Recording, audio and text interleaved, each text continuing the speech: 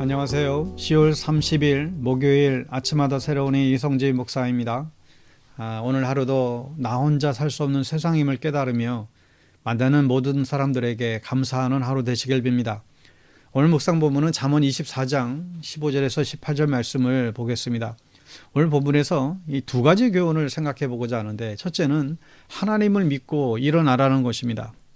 15절 16절을 봅니다. 악한 자여 의인의 집을 엿보지 말며 그가 쉬는 처소를 헐지 말지니라.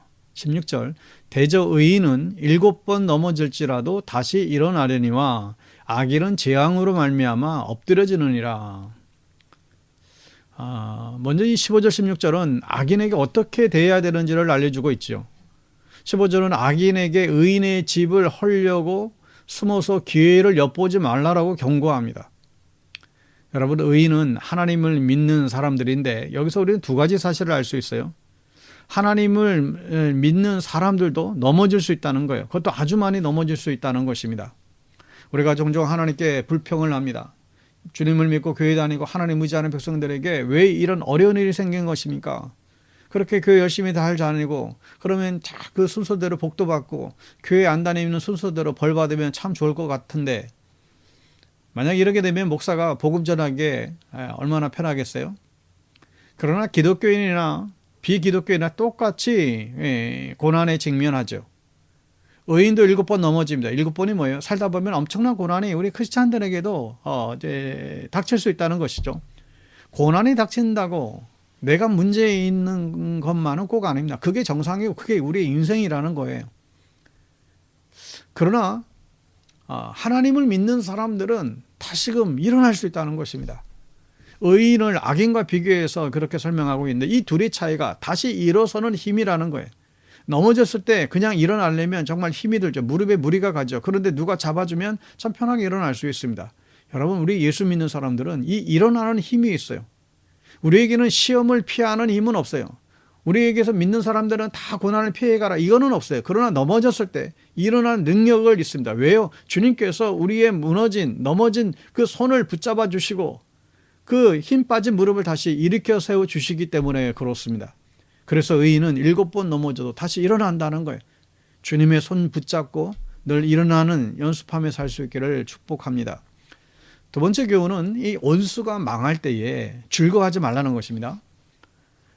잠언 24장 17절 말씀에 내 원수가 넘어질 때에 즐거워하지 말며 그가 엎드러질 때에 마음에 기뻐하지 말아라.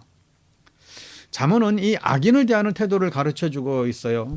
그들을 시기하지도 말고 그들의 멸망을 즐거워하지도 말고 오직 하나님을 경외해야 된다는 것을 강조합니다.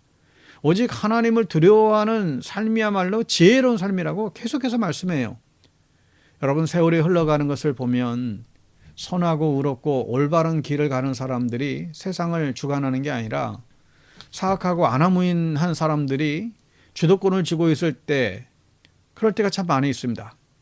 그들은 하나님도 무시하고 사람들도 우습게 여기며 정말 자기 멋대로 살아가는, 그러면서도 마치 자신들의 역사를 쥐락펴락하면서 살아가는 것처럼 보일 때가 있어요. 그러나 결국 하나님께서는 그런 그들을 가만히 두지 않으세요. 악인이 세운 인생의 집은 겉보기에 화려하고 튼튼해 보이지만 심판의 재앙이 불어올 때 넘어지게 마련입니다. 따라서 우리는 그러한 하나님의 심판을 보면서 악인을 긍휼히 여기며 나 자신이 그러한 악인이 되지 않도록 주님을 경외하기에 힘써야 될 것입니다. 여러분, 나를 괴롭게 했던 사람이 망했다는 소식을 들을 때가 있어요. 그때 어떤 마음이 드시나요? 나 괴롭히더니 참 벌받았구나. 그거 잘됐다. 쌤통이다. 혹이라도 이렇게 생각하고 말은 하지는 않더라도, 여러분, 누군가 나랑 아주 관계가 좋지 않은 그 왼수가 망했다는 그 소식을 들었을 때 하루가 혹시 행복해지지 않습니까? 그럼 하나님이 살아계시구나. 혹시 이런 마음 들지는 않으세요?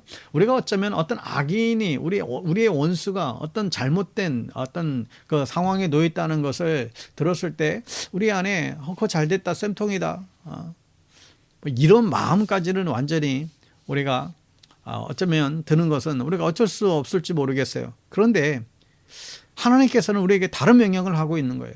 원수가 망했을 때 그때가 기회라는 거예요. 어떤 기회예요? 그 원수와 화해할 수 있는 기회가 될 수 있다는 거예요. 내가 원수 화해할 수 있는 가장 쉬운 기회는 그 사람이 정말 망했을 때예요. 그 사람이 정말 어떤 어려움에 처해 있을 때예요. 그때 그 사람에 가서 손을 내밀어주고 일으켜주고 위로해주고 도와주라는 거예요. 여러분, 다른 때라면 내 원수가 내 도움을 받겠어요?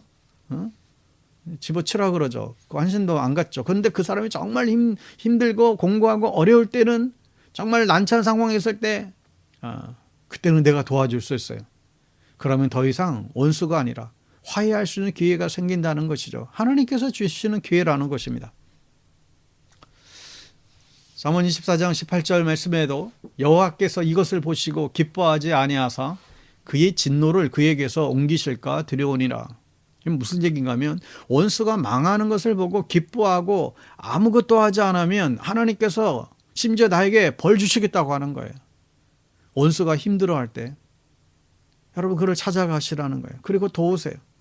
그 원수를 친구 삼을 수 있는 기회라는 것입니다.